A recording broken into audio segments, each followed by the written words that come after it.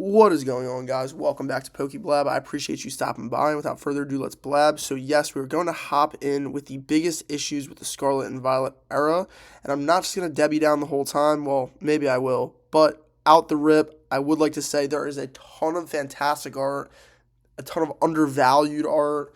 If you really just don't listen to hyper shills and buy what you like, you should be able to have a fantastic and fun time with Scarlet and Violet era, whether that be you collecting for yourself, with your friends, with your children or significant other, whatever that means to you. Scarlet and Violet can provide that. Now I'm looking for me personally. What do I think? I'd like to get a lot of this product, right? And I don't necessarily have a lot of the product. So I'm trying to look and see and project over time, where prices will be at, and where I can kind of make moves. In the sense where, if I can get, say, 151 for MSRP, but I'm a really big fan of, base set, what should I be in right now so that I can potentially realize those gains and then still get into these other sets. Essentially, that overcomplicates everything, but I will say the first biggest problem with Scarlet and Violet era is the fact that the chase cards in a lot of the sets will not hold up over time. Here we will start with base set. Now, this is probably the best era base set we've gotten, meaning the artwork, the SIRs and the IRs are really good. Do I think that this drowsy illustration rare should be higher than this Miraidon EX? No, I do not. I think this Miraidon is one of the most underrated cards of the era. When I did the underrated cards of each set, I picked Slowpoke for this one, but Miraidon definitely could fit that bill. We are going to move past this set just because, like I said, if you're not into Gardevoir, you're really not going to be into this set. I do think it's cool that, Gardevoir has this entire line with this stuff going on in the living room and whatever, and it is the traditional Gardevoir colors, greens and pinks and whatnot. But I don't know, at the end of the day, there's just not, this is not a chase-worthy card, in my opinion, unfortunately. If we move to Paldea Evolved, we were just looking at the sealed product. If you have not seen the previous video, there is going to be a reprint for Paldea Evolved. So we were just taking a look at the, almost immediate, 10 to 15% loss in the booster box price. Pretty amazing. The news came out less than 12 hours ago, and boom, it's already coming down. So, same thing with Paldea Evolved, unfortunately, even though I do like this Magikarp, Shinji Kondo, whatever, I like the Gyarados in the background, yada, yada, yada. It's not a $250 chase card for me personally. Again, it's an illustration rare, so that means there are going to be a lot of them on the market. As opposed to, a special illustration rare or even a hyper rare or something like that. Illustration rares are just going to be, like I said, a lot more plentiful.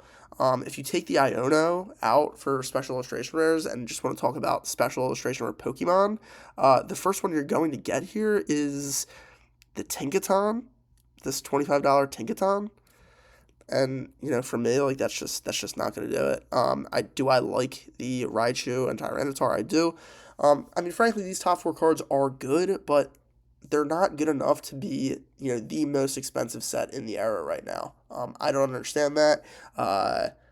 It's just, I don't get it. People say the set is deep just because the artwork goes pretty far. You can fill a whole page with illustration rares, special illustration rares, whatever, but, I don't know, are people into this Baxcalibur, I did just notice that, right in this area where my mouse is, there's that little screen picture. I do think it's cool when you go back to cards and notice something that you haven't noticed before. But guys, is this Tinkatink? Is this anything more than a card for manipulation purposes? I don't know. Let's move forward. Obsidian Flames, one of my personal favorites, but I know a lot of people kind of slam this set. Yes, it has one Charizard chase card, and that's about it. It does have the Pidgeot line. The Ninetales is pretty good. Gloom, is not a great Pokemon, but really a fantastic card with the little Weedles in the bottom. We love that. Clef is good, whatever. But, I mean, at the end of the day, this is what, even if you don't love the set, this is, like, what a set is supposed to look like, right? You have the top 5 Pokemon with an SIR being in the number 1 spot. I mean, just take the numbers out of it, right? Like, you have a Chase Charizard card, and then you have, which is the SIR. You have a Chase Charizard Hyper Rare card, and then you have, a handful of other SIRs and IR cards that round out, like the top 10 or whatever. Yeah, I mean, again, like I don't, this is one of my favorites, and I still can't really do anything, right? Because it has the chase card, but not much of anything else. So we are 3 sets in and already not in love. Okay, 151, I gotta let this go because 151 is incredible. It is the number 1 Gen 1 set that we have ever gotten. It is better than base set from 1999. Don't at me. At the end of the day, this is not my favorite Charizard. This is not my favorite Blastoise. This is not my favorite Venusaur. But they are still, I mean, all of them are like in my top 3. Maybe not the Charizard, but, for Venusaur, Zapdos, Blastoise. And, you can see pretty good on this page, like this Charizard, Charmander, Charmeleon line, super, super cool. Same thing with the Blastoise, Squirtle, Wartortle, fantastic. I love this Alakazam card. One of my favorite cards of the era. You got a Pikachu card. You got the Venusaur, Ivysaur, Bulbasaur line. A fantastic Zapdos card with the 3 legendary birds. I've already spent too much time on it. This does go against everything we've said about the previous sets. Yeah, just great cards. Even great like double rares and hyper rares, and just random Machoke for $10. I mean, it's just like an unbelievably good card. You got other Pokemon there. It's just fantastic set. Kind of like how I was talking about how like this is not gonna. These are like not cards that can like hold up a set. 151, the set itself can hold up the era. Meaning, because 151 was in Scarlet and Violet era, Scarlet and Violet can remain iconic. And that's just what it is. We have like I feel like in this era we have like 5 or 6 absolutely unbelievable sets, and then we have like 7 or 8 or 9 pretty poor sets. Let's move on to Paradox Rift. I mean, sort of same thing as Obsidian Flames, except for the fact that your number 1 chase card is an illustration rare, and no matter how much you like this Groudon card, some people think this is like the number 1 card of the entire era. You're just a goofy. It's good, it's not great. Same thing with Roaring Moon, it's good, it's not great. This Altaria, it's good, it's not great. My favorite card in the set, maybe the Steelix, just because it's so different. We got the Bobby Builder, Can You Fix It up here? Like, that's fun. Then you got like Goldango, like these are just not good. Iron Valiant's not bad, but I mean, who is pleading for this set when we have like Megas coming out? And we will go to a fantastic set. So 151 and Paldean Fates are probably the best 2 sets of the era. You got Mew and Charizard, 2 of the top 5 cards of the era. Like, you have 2 of the top 5 cards of the era. Most people would say that the Mew, Bubble Mew, is the chase card of the era. Now, I understand there are more expensive cards. You have all your prismatic cards. Black and White just dropped. People are getting their glorified full art cards for like $500. Crazy. Most people would say the Mew, Bubble Mew, is the chase card of the era. For me personally, this Charizard card is way better. I think the Mew, while it looks good in person, there's just very little detail. I do like the other Pokemon. I do like a cartoon scene, but it's just lacking a little bit of detail for me. The Charizard is just ridiculous. I would go as far as say as one of the best Charizards I've ever seen. The only thing I don't like is this little crown. But yeah, I love the red, the black. It's a good look. Gardevoir, even the Gardevoir is sweet. You get it in these like blues and turquoise and whatnot, which is not usually how we see Gardevoir. Got a couple random Pokemon in there. You got a cool scene going on. So really, you have 3 fantastic chase cards. They're all SIR cards. This is what a set should look like.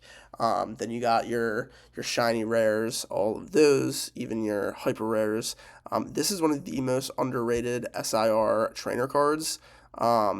I mean, you have the trainer Penny, and then you have her backpack, which is Eevee, and then you have a big, pronounced Umbreon. So, anyway, maybe my favorite set. Charizard might be my favorite card. I'm not sure, but enough glazing of 151 and Paldean Fates. The rest of these just get pretty bad. From Temporal Forces to Twilight Masquerade to Shrouded Fable. I mean, it's just bad. These are not the chase cards. Eventually, Ghastly will overtake as the number one chase just because of Gengar. I mean, when you really think about it, guys, we have not had a Gengar chase card in the SV era.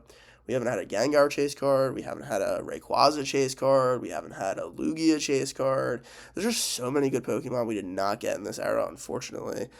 We get Iron Crown and Walking Wake, and I mean, like literally, Morty's Conviction might be like the Gengar chase card of the era, unfortunately. But yeah, I mean, like this IR card will eventually overtake and probably be the chase card, even though it's an IR and like the third highest rarity. That's just, a set's not good when they cannot produce a special illustration rare to take that top spot.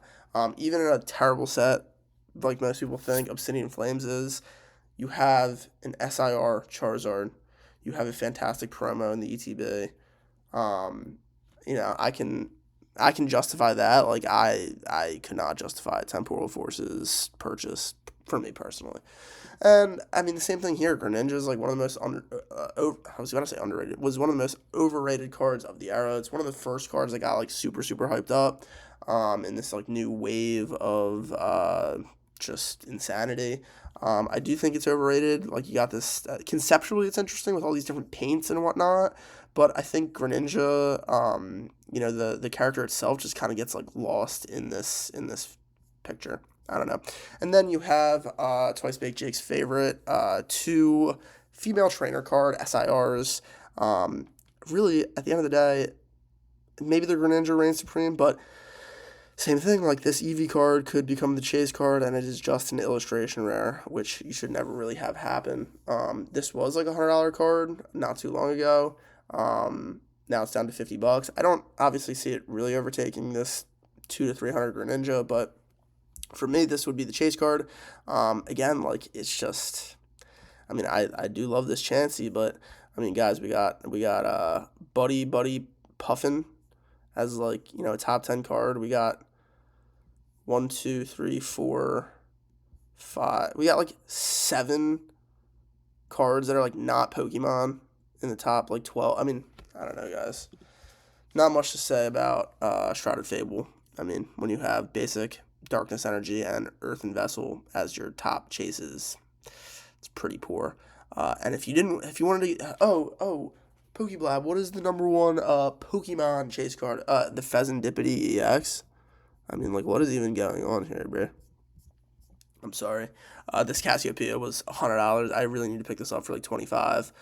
The Persian got hyped up, and the Houndoom got hyped up because of the Destined Rivals, whatever. I mean, just a bad set. Dusknoir's pulling up to your crib, looking in your window like this. I don't know. Not much going on there. Let's continue. Stellar Crown, just as bad as the rest. I mean, I love the Squirtle card. The Bulbasaur is almost as good. But, I mean, these are illustration rares, guys. I pulled 4 Squirtle cards. 4 times I pulled this card. I only opened 1 booster box and a handful of loose packs. 1 booster box and was it 1 booster? Maybe 2 booster boxes. Well, anyway, in less than 80 packs, 4 Squirtles. Anyway, that's not going to carry, unfortunately. As much as, I mean, honestly, in other videos, I might say, like, this Squirtle could carry. It's not going to carry. Sorry. And if you want to go to your Terapagos, this was the chase card for a long while, and we are looking at $42 now. The only Pokemon that looks half decent with a Terra Crown. Anyway, moving on. Surging Sparks. I mean, honestly, I do think that the art in Surging Sparks was the best that we got in the era. Notwithstanding special sets. So, Paldean Fates, 151, definitely better. I do think this was the best art at the time when it dropped. Again, notwithstanding special sets. Also, notwithstanding the idea that the Pikachu EX take all the money out of it, the fact that it was $700, $800, then it was $500, then it was $400, now it's under $300, probably will be under $200 shortly. Um, Guys, this is a bad card. The illustration just kind of stops. It's too sunny outside. We could not make a background other than plain white. Got a little bit of grass here, and then we just got a plain white background. But pretty much everything else in this set is really good artwork, in my opinion. The Latias, this should be the chase card. The sun did not, bleach the entire card. So that looks really good. The Milotic looks really good. I'm not really a big fan of the hyper rares, but people are into hyper rare Pikachus, whatever, to each their own. Hydreigon looks great. The Lysia's Peel, very happy that this is coming down to like $30. This was a $200 card upon release. I think this is a great card. You see a lot of Lysia do well in time and whatnot, but I just think it's a good card. I'm not a big fan of the Lowland Executor. Again, I'm just not a big fan of the rainbow borders. I think it does work a little bit better with the Hydreigon. Not that it doesn't work with the Alolan Executor, just because this card looks so goofy that it kind of maybe works, but Latios, probably the best card you can get right now for $20. Same thing with like Cerulege, one of the best cards you can get for like around $20. It's a good set. It's a good set, and generally, the ability to hold the set comes with not just quality but also quantity. So like you do need 3, 4, 5, 6, 7 cards that are very, very good. But yeah, so let's move into Prismatic. I don't want to harp on this. You could take out all of these evolution cards and literally just leave me with the Roaring Moon, this EV, like literally just take out these first 2 rows, and you have like a fantastic set, right? We have no SIRs, or we have no illustration rares. It's all SIRs. You have a really beautiful Roaring Moon Chase. A couple other SIRs that, in person look really good. Iron Crown, Iron Valiant. I do recall when I went to one of my LGS stores for the release of Prismatic Evolutions, there were a handful of people opening up packs in the shop. Nobody really got anything. This was the biggest pull in the store. Now, I didn't stay for that long. I probably saw, I don't know, between somewhere in like the 50-pack range be opened, and this was the best pull. These are honestly pretty good cards, pretty good artworks. Nothing like really stands out to me that like I'm obsessed with. I do really like the Roaring Moon, except for the fact that Roaring Moon in general is a knockoff Salamence. But then you add these just for like value's sake. Like it's a pretty good set. You get it for retail, throw it in your closet, good for you. This was in like those top 5 or 6. That definitely will hold over time. This was not in the top 6 because again we have like just okay cards. At the end of the day, it is good that your SIRs are holding the top spots, right? Like you have the Clefairy SIR, Salamence, Bellibolt, Enzorark, Hobbs-Zacian, Volcanion. These top cards are your SIR cards, and you don't really have the SIRs kind of, dip towards the bottom. So that is good. That is what you like to see in a set. Man, is Journey Together underrated, low-key? Like, honestly, people are, like, obsessed with Paldean Fates. This is, like, Paldean Fates type artwork. Like, you got, like, a Wailord that you can, like, shill. You got an Articuno. You got, like, a colorful Iono's Kilowattrel. You got stuff like that. And then you do have some decent chase cards with Lily and Salamence. I do think that the Salamence could eventually overtake Lily's Clefairy. Possibly. If this Lily dips under 100, I do feel like the Salamence could push over 100. Just speculation. It is something that could happen. It is not often that you see chase cards get overtaken. Usually when that happens, it's very expected. Like, if you take a look over... where is my... Like, over here, like, the Terapagos was the top card for a while, and most people were like, that Squirtle is definitely going to overtake it, even though it's infinitely easier to pull because it's an illustration rare as opposed to a special illustration rare. And then I guess, we'll just finish up. I don't even want to go into black and white, but we can finish up with Destined Rivals. If we take out like these staff cards and whatnot, same thing. We got the SIRs holding the top spots as they should. Mewtwo SIR, Cynthia's Garchomp SIR, Ethan's Ho-Oh, Team Rocket Moltres, Team Rocket Nidoking. I think it keeps going too, right? Like the Crobats and SIR. Like the SIRs are taking the top spots, which is what you like to see. And again, this was I think the only main series set that I put into the S tier, so that makes sense. Do I wish we got a slightly better Mewtwo? Yes, I do think Mewtwo is kind of just like standing there, or, like just floating in midair. I do like how Giovanni looks. It is nostalgic. The Garchomp is kind of conceptually something that we haven't seen. The Ethan's Ho-Oh, the Ho-Oh getting ready to squat and plop on Ethan's head is something we haven't, seen conceptually, taking a deuce on Buddy. Yeah, it's a really good set. So you can see that in the entire era, you have your Stellar Crowns, you have your Shrouded Fable, you have your your Temporal Forces, you have these sets that are like just not great, but then you also get hit with like even Obsidian Flames people really hate on a lot. And for me personally, I think Paldea Evolved is kind of top trash, but then you have this, and you have this.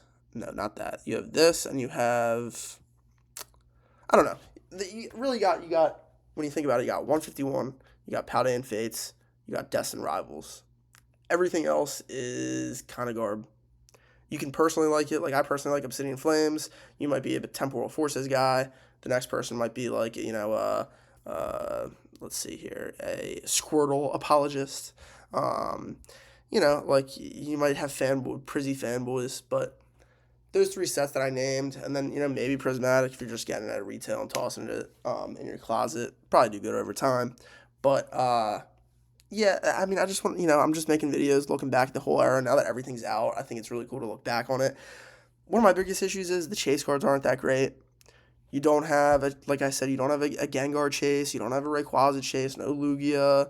You don't really have like a good Pikachu chase. Not that people really even chase Pikachu, if we're being really, really honest here. I can't think of more like right off the top of my head, but like I mean like a Dragonite or something, or I don't even know. Like they're missing just some iconic Pokemon chase cards in this era. So that's it. If you made it this far, let me know in the comments. Do you like these long form videos where literally this is pure blab, just blabbing about what I think, frankly. If you appreciate that, smash that thumbs up button, like, comment, and subscribe, and I will see you guys in the next one.